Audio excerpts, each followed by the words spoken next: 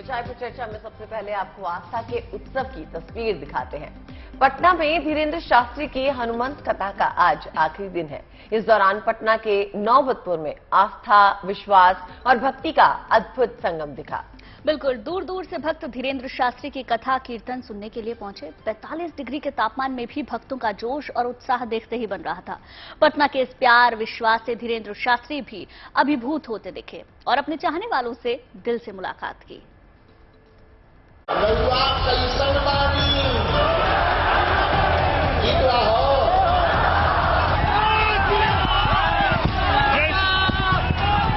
हमारा जो संकल्प है वो भी अब बिहार से ही पूर्ण होता दिखाई पड़ रहा है।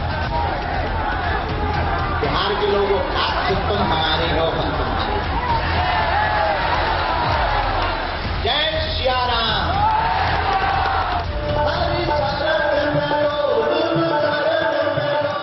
पटना पर बाबा बागेश्वर का जादू कुछ ऐसा चला कि भक्ति और विश्वास का मानो जन सैलाब ही उमड़ पड़ा। जब धीरेन्द्र शास्त्री पटना की सड़कों पर खुली गाड़ी में निकले तो भक्तों की भीड़ उनकी एक झलक पाने को बेताब दिखी। बाबा के दर्शन हो गया, हम लोग के जीवन धन्य हो गया। बस बाबा के दर्शन किए, जीवन सफल हो गया। आप देख सकते हैं कि किस तरह से यहाँ श्रद्धालुओं और समर्थकों में उत्साह है। बड़ी बात यह है कि जिनको पंडालों में जगह नहीं भी मिली है वो भी पंडाल के बाहर से झांकने की कोशिश कर रहे हैं और बस एक झलक, सिर्फ एक झलक बाबा बागेश्वर धाम की पाने के लिए पूरी दोपहरी में 45 डिग्री सेल्सियस टेम्परेचर में खड़े हैं यहाँ श्रद्धालु। दिव्य दरबार की रौनक ऐसी कि पंडाल में तिल रखने को भी जगह नहीं बची। बिहार का ये प्रेम विश्वास देख धीरेन्द्र शास्त्री भी गदगद हो गए। बिहार के लोगों आज तुम हमारे हो, हम तुम्हारे।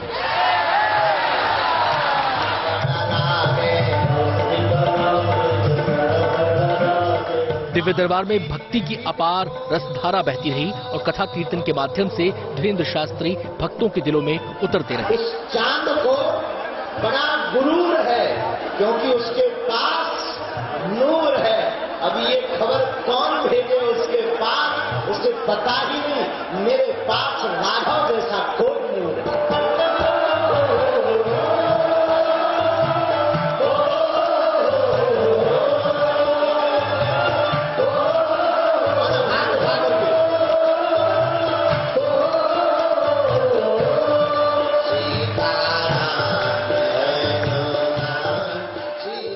जाहिर है दूर दूर से लोग यहाँ धीरेन्द्र शास्त्री को सुनने पहुंचे, लिहाजा भक्तों के लिए खास व्यवस्थाएं की गई थी। भक्तों के लिए फ्री मेडिकल कैंप लगाया गया और मुफ्त दवाओं की व्यवस्था भी की गई।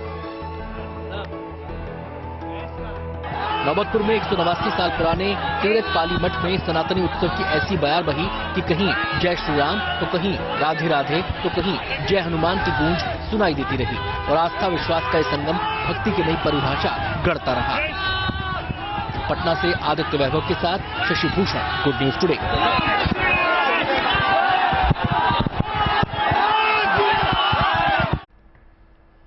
भोले के भक्तों को केदारनाथ धाम में एक नहीं बल्कि कई सौगातें मिलने जा रही हैं। बाबा केदार के दर्शन के लिए यहां पहुंचने वाले श्रद्धालुओं को अब परिसर के बाहर ओम के नए स्वरूप के दर्शन होंगे।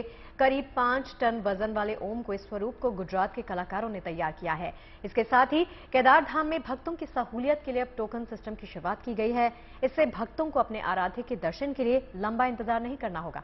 बिल्कुल, आपको बता दें कि बाबा केदार के भक्तों के लिए गुड न्यूज इसके साथ ही साथ ये भी है कि केदारनाथ धाम में जल्द ही सोने का भव्य कलश स्थापित किया जाएगा। इसके लिए बद्री केदार मंदिर समिति की ओर से कुछ दान दाताओं से बातचीत की जा रही है। बहरहाल आप देखिए केदारनाथ धाम का नया स्वरूप।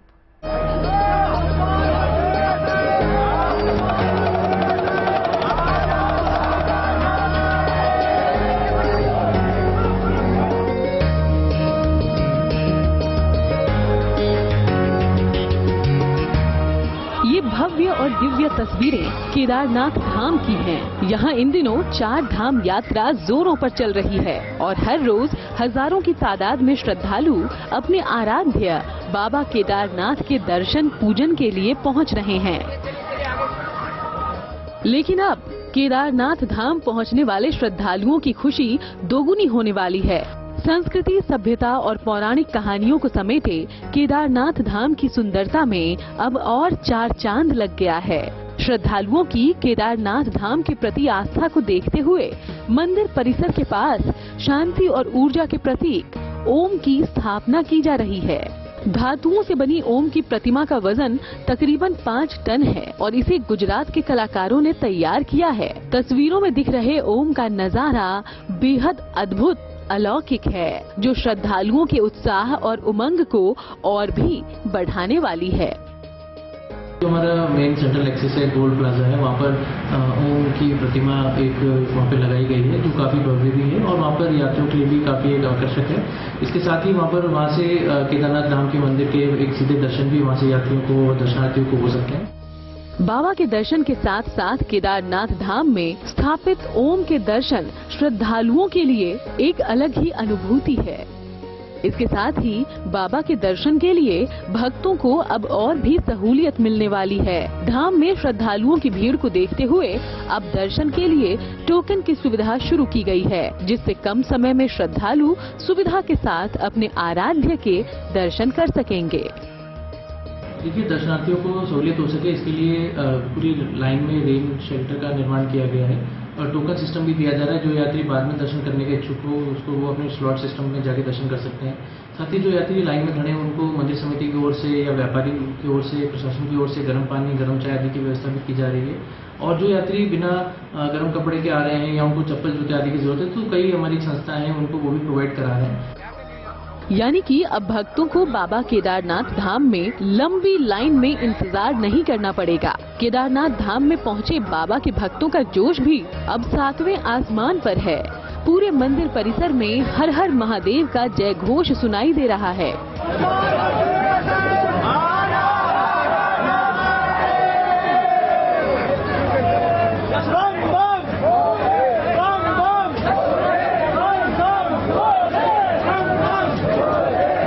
देवभूमि उत्तराखंड में बसे केदारनाथ धाम का ये अलौकिक दरबार आस्था के साथ साथ विकास की नई इबारत गढ़ रहा है। यहाँ ओम की प्रतिमा के साथ साथ श्रद्धालुओं की सुविधा के लिए कई तरह के विकास कार्य भी किए जा रहे हैं। रुद्रप्रयाग से प्रवीण सेमवाल के साथ bureau report, good news today. Kedarnath Dham के बाद अब बात काशी विश्वनाथ मंदिर की कर लेते हैं। श्रद्धालु के लिए सुविधाओं के मामले में काशी विश्वनाथ मंदिर अब पूरे देश के लिए एक मिसाल बन गया है। लिहाजा इस मंदिर में व्यवस्था को बारीकी से समझने के लिए वैष्णो देवी श्राइन बोर्ड के 4 सदस्य काशी विश्वनाथ मंदिर का दौरा कर रहे हैं। उज्जैन के महाकाल, महाराष्ट्र के विट्ठल मंदिर और मथुरा वृंदावन से भी कई प्रतिनिधि विश्वनाथ धाम की व्यवस्था देखने के लिए आ चुके हैं ताकि बाकी मंदिरों में भी भक्तों को बेहतरीन सुविधाएं मिल सके।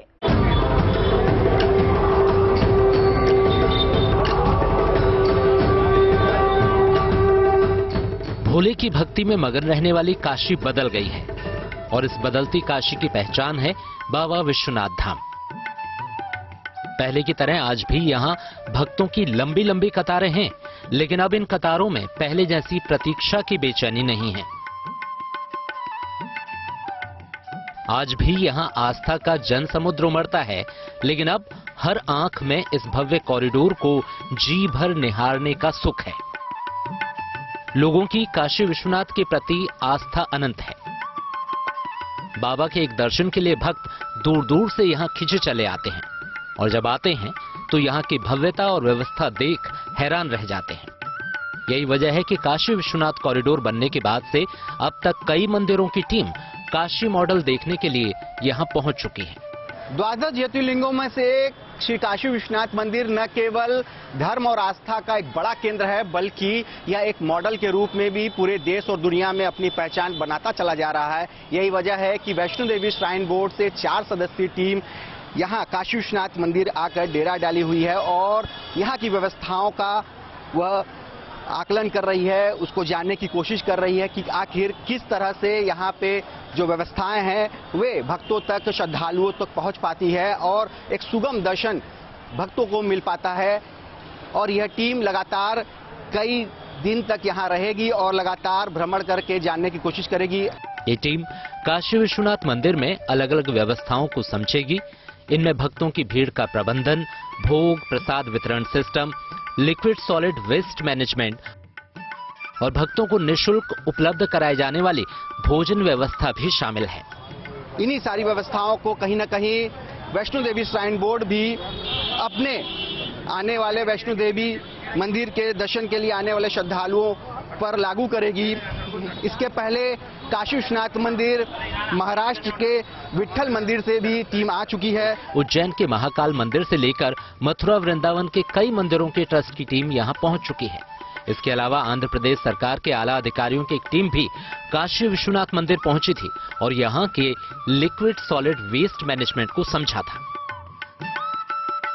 हालांकि एक वक्त था जब बाबा के धाम की हालत ऐसी नहीं थी, लेकिन काशी विश्वनाथ कॉरिडोर बनने के बाद बाबा का ये अलौकिक धाम न सिर्फ भव्य हो गया है बल्कि एक मॉडल के रूप में बदल गया है। अब इसे बाबा की असीम कृपा या आशीर्वाद कहें या फिर प्रबंधन, लेकिन बाबा के धाम की ये भव्यता और व्यवस्था भक्तों को खूब भा रही है।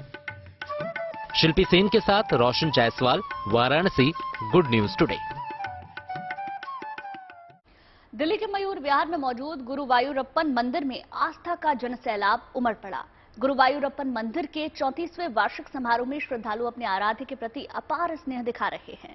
7 दिन तक चलने वाले इस वार्षिक समारोह का आज आखिरी दिन है, लिहाजा मंदिर में विशेष पूजा अर्चना की गई। इस दौरान पूजा मंदिर परिसर में ढोल नगाड़ों के थाप से गूंज उठा। आपको बता दें, यहां पर बड़ी तादाद में दक्षिण भारत से भी श्रद्धालु पहुंचे हैं।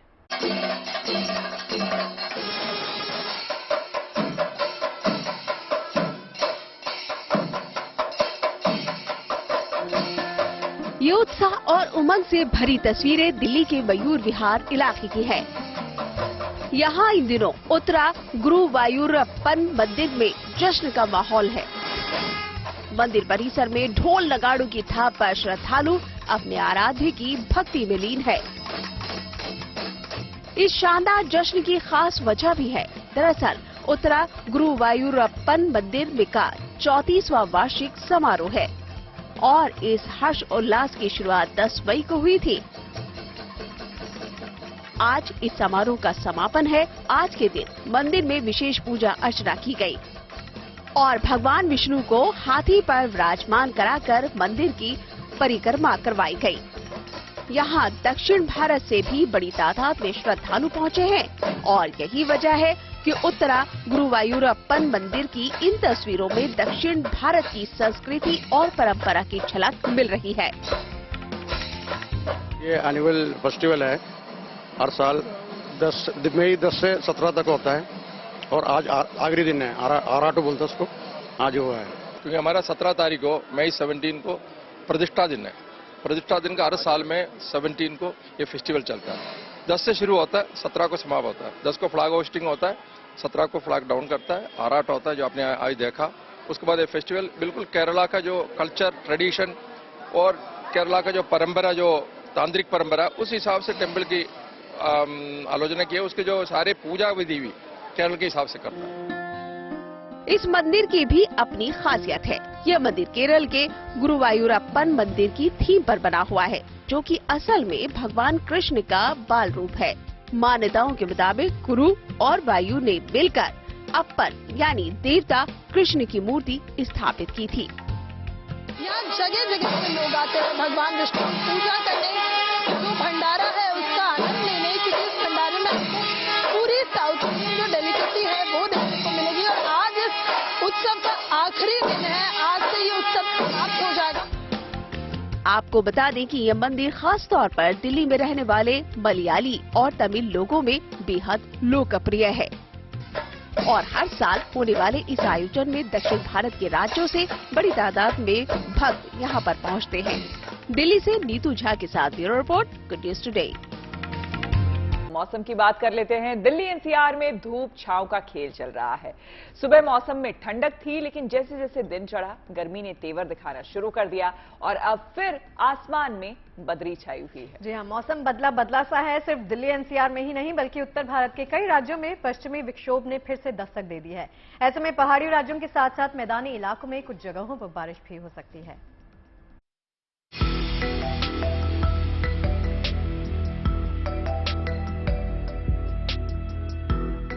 सूरज की तपिश भूल जाइए, सुहाने मौसम में खो जाइए।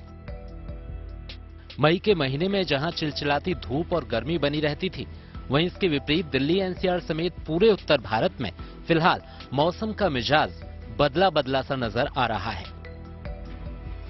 दिल्ली एनसीआर में कल आई धूल भरी आंधी के बाद अब कुछ जगहों पर बारिश की संभावना जताई जा रही है। पंजाब, हरियाणा, राजस्थान के साथ साथ पहाड़ी राज्यों में भी मौसम के मिजाज में नरमी आई है, यानी कि अगले कुछ दिनों तक उत्तर भारत में लोगों को चिलचिलाती गर्मी से राहत मिलने वाली है। हमारे पास थोड़ी तेज हवाएं चलेंगी जिनकी स्पीड लगभग 25 से 35 किलोमीटर पर आवर तक रह सकती है और थोड़ी थोड़ी डस्टिंग भी हमारे पास रहेगी। डस्ट पार्टिकल एटमॉस्फेयर में रहेंगे, लेकिन 18 तारीख को एक वेस्टर्न डिस्टर्बेंस फिर से नॉर्थ वेस्ट इंडिया को इफेक्ट करने जा रहा है और जब उसका प्रभाव दिल्ली एनसीआर पे रहेगा तो 18 तारीख को मुख्यतः होना है और उस समय हमारे पास तेज हवाएं लगभग जिनकी स्पीड 40 किलोमीटर पर आवर हो सकती है और हल्की फुल्की बूंदाबांदी होगी, तो 18 तारीख को राहत मिलने की संभावना है। दिल्ली एनसीआर में पश्चिमी विक्षोभ के चलते एक बार फिर से बेमौसम बारिश हो सकती है। ऐसा पहली बार नहीं है, बल्कि पिछले कुछ महीनों में वेस्टर्न डिस्टर्बेंस से बार बार मौसम बदल रहा है। हालांकि इसका असर मैदानी इलाकों की तुलना में पहाड़ी इलाकों में ज्यादा दिखा है। ये वेस्टर्न डिस्टर्बेंस बहुत ज़्यादा एक्टिव तो नहीं है, लेकिन इतना है कि थोड़ी थोड़ी एक्टिविटी जैसे पूरे नॉर्थ वेस्ट इंडिया में थंडरस्टॉर्म टाइप की होगी। पहाड़ों में आपके पास 18 तारीख को जैसे जम्मू कश्मीर, हिमाचल प्रदेश और उत्तराखंड में थोड़ी लाइट से मॉडरेट कैटेगरी की रेनफॉल हो सकती है और थंडरस्टॉर्म एक्टिविटी। तो पहाड़ों पे ज़्यादा एक्टिविटी रहेगी, प्लेन्स में भी एक्टिविटी होगी, लेकिन मोस्टली लाइट रेन टाइप की और डस्टॉर्म थंडरस्टॉर्म होने के चांसेस है। दिल्ली एनसीआर में आज भी मौसम का मिजाज बदला बदला सा नजर आ रहा है। सुबह से ही आसमान में हल्के बादल छाए हुए हैं। मौसम वैज्ञानिकों का मानना है कि मौसम के बदलते मिजाज के बीच फिलहाल कुछ दिनों तक हीट वेव की आशंका नहीं है। पॉजिटिव चीज ये रहेगा कि टेम्परेचर आपका ज्यादा बढ़ेगा नहीं। अगले 3 दिन तक हमारा उम्मीद है कि नॉर्थ वेस्ट इंडिया में हमारा बहुत ज्यादा टेम्परेचर चेंज होने का उम्मीद नहीं है। कुल मिलाकर पश्चिमी विक्षोभ एक बार फिर से दिल्ली एनसीआर समेत उत्तर भारत के कई राज्यों में दस्तक दे रहा है। ऐसे में मौसम का बदलना भी स्वाभाविक है और कुछ जगहों पर हल्की बारिश भी हो सकती है। दिल्ली से अमरदीप कुमार और भरत चौहान के साथ bureau report, good news today. पिछले दिनों उत्तराखंड में बेमौसम बरसात ने पर्यटन कारोबार पर ब्रेक सा लगा दिया था, लेकिन अब मौसम साफ है। जैसे जैसे मैदानी इलाकों में पारा चढ़ रहा है, पहाड़ों में सैलानियों की तादाद बढ़ रही है। बागेश्वर का कोसानी हो या बैजनाथ धाम, इन सभी जगह पे सैलानियों की आवाजाही शुरू हो गई है, जिसे देखकर पर्यटन कारोबार से जुड़े लोगों के चेहरों पर मुस्कान लौट आई है।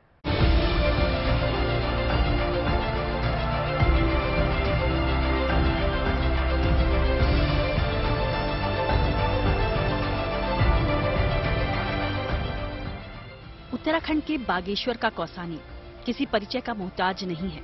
हरी भरी वादियों में यहाँ सैलानियों की चहल पहल शुरू हो गई है।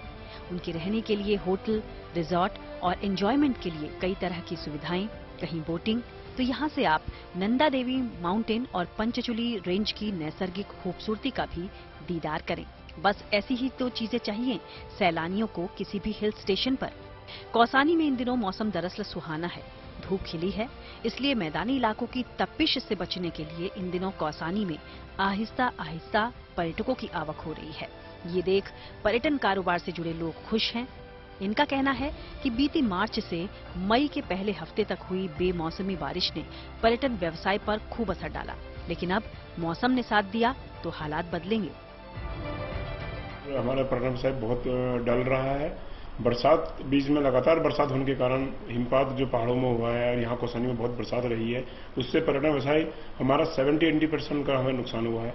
अब थोड़ा सा मौसम खुला है, धूप आई है और आगे संभावना है अगर मौसम साफ रहा, साथ दिया तो पर्यटन व्यवसाय हमारा बहुत अच्छा चलेगा। महानगरों में गर्मी बढ़ेगी तो यहाँ पर्यटन व्यवसाय बहुत अच्छा रहेगा।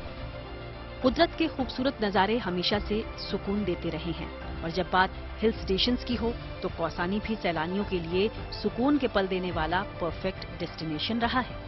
फिलहाल तो 25 से 30% पर्यटक गुजरात, महाराष्ट्र और दिल्ली से आकर यहाँ की नेचुरल ब्यूटी को नजदीक से निहार रहे हैं। ऐसे में आगे भी मौसम अच्छा रहा तो पर्यटन कारोबार को बूस्ट जरूर मिलेगा। बागेश्वर से जगदीश पांडे के साथ bureau report, good news today. चलिए अब बात मेहमानों के स्वागत की कर लेते हैं। जी हाँ, G20 के लिए मेहमानों के स्वागत की तैयारी केवल कश्मीर में ही नहीं चल रही है, बल्कि दिल्ली भी G20 बैठक के लिए सज धज कर तैयार है। बिल्कुल, दिल्ली के रास्तों को कुछ इस तरीके से सजाया जा रहा है ताकि यहाँ के नजारे आने वाले मेहमानों के दिल में उतर जाएं। एयरपोर्ट से जाते हुए दिल्ली की सड़कों पर आपको ऐसे नजारे देखने को मिलेंगे जिससे आप दिल खुश हो जाएगा।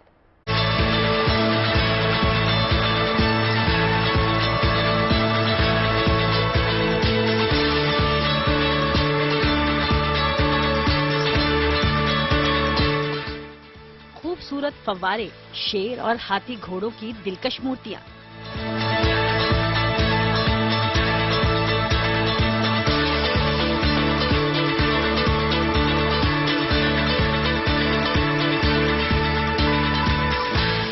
रोम और पेरिस जैसी शानदार झलक।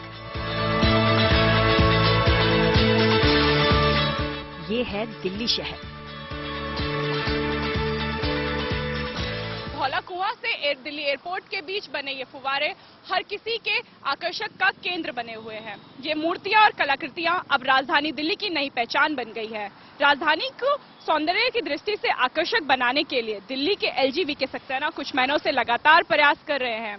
कोशिश ये की जा रही है कि 30 मई तक दिल्ली के हर सड़क पर ऐसी खूबसूरत मूर्तियां लगाई जाएं ताकि दिल्ली किसी भी इंटरनेशनल और नेशनल इवेंट के लिए तैयार हो जाए। भारत को 1 दिसंबर 2022 से 30 नवंबर 2023 तक यानी 1 साल के लिए G20 की अध्यक्षता मिली हुई है। इसको लेकर अलग अलग शहरों में बैठकें भी हो रही हैं। 200 से ज्यादा बैठक खत्म होने के बाद 9 से 10 सितंबर को दिल्ली में 18वां G20 शिखर सम्मेलन होगा, जिसमें G20 सदस्य देशों और आमंत्रित देशों के शीर्ष नेता शिरकत करेंगे। G20 से जुड़े आयोजनों में आने वाले विदेशी मेहमानों को लेकर अलग अलग शहरों की तरह दिल्ली को भी आकर्षक रूप दिया जा रहा है।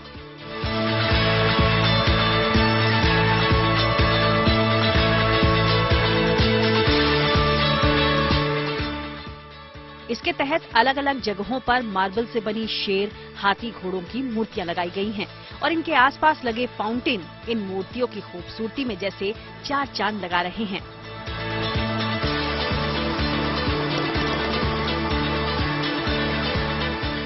दस फुट की शेर की मूर्ति तो 10-10 फुट ऊंचे ये फाउंटेन यहां से गुजरने वालों को अपनी तरफ खूब आकर्षित कर रहे हैं। हाथी की मूर्तियों से लेकर 5 सफेद घोड़ों की मूर्तियों को देखकर लोग ठहर से जा रहे हैं। दिल्ली एयरपोर्ट से निकलकर यहां की सड़कों पर इन नजारों का दीदार करते हुए गुजरना वाकई बेहद सुकून देने वाला है। दिल्ली से अनामिका गौड़ के साथ bureau report, good news today.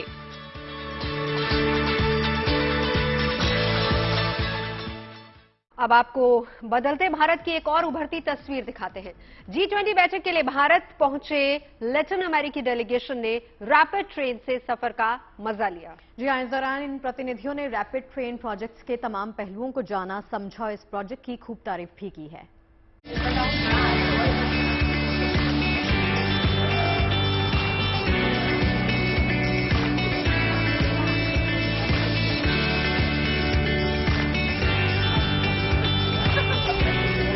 बहुत जल्द आम लोगों के लिए दिल्ली और मेरठ के बीच दूरी मिटने वाली है, क्योंकि राजधानी दिल्ली और मेरठ के दरमियान रैपिड ट्रेन जल्द ही फर्राटा भरती नजर आएगी। लेकिन उससे पहले G20 बैठक के लिए भारत पहुंचे लैटिन अमेरिकी डेलीगेशन ने रैपिड ट्रेन से सफर का न सिर्फ लुत्फ उठाया बल्कि उसके बारे में जानकारी भी ली।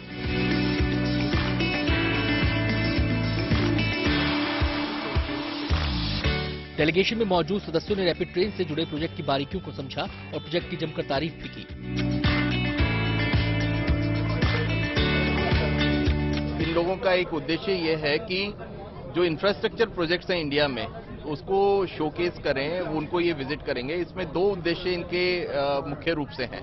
एक है कि जो सस्टेनेबिलिटी है, जो एनवायरनमेंट के लिए एक्शन किए जा रहे हैं वो किस प्रकार से इम्प्लीमेंट हो रहे हैं, और दूसरा उद्देश्य है कि जो अगर डिजास्टर की स्थिति होती है तो उसको मैनेज करने के लिए किस तरह के प्रोविजन इंफ्रास्ट्रक्चर सिस्टम्स में है। भारत पिछले साल G20 समूह का अध्यक्ष बना था। तब से लेकर अब तक देश के अलग अलग हिस्सों में G20 से जुड़े अलग अलग इवेंट्स आयोजित किए जा रहे हैं। तमाम शहरों को सजाया और संवारा जा रहा है।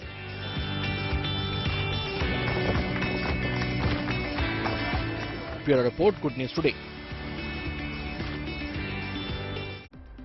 अब हम आ गए हैं कार्यक्रम के आखिरी पड़ाव पर। यहाँ पर हम चाय की चर्चा के सफर को देते हैं विराम और लेते हैं आपसे इजाजत, ताकि कल हो सके आपसे मुलाकात। बिल्कुल, चाय कड़क और ढेर सारी अच्छी खबरें, ऐसी खबरें जो आपको जज्बे से भर दें, जो नेगेटिविटी को दूर कर दें। कल फिर होगी आपकी से मुलाकात और फिर कुछ ऐसी खबरें आपके लिए लेकर आएंगे हम। तो चाय पर चर्चा में देखिए मैं इजाजत ले रही हूँ, लेकिन ब्रेक के बाद फिर से आपसे मिलने के लिए, क्योंकि ब्रेक के बाद आप देखेंगे क्रिकेट का सबसे स्टाइलिश शो। नाम तो आपको पता है, देख माँ के साथ ही आप मुझे भी शगुफ्ता के साथ शो में देखेंगे। तो क्रिकेट के रोमांच और फन का रंग हम आपको दिखाएंगे, बस थोड़ा इंतजार कीजिए। बिल्कुल, तो रखिए अपना ख्याल। कल फिर होगी आपसे मुलाकात 5 बजे चाय पे।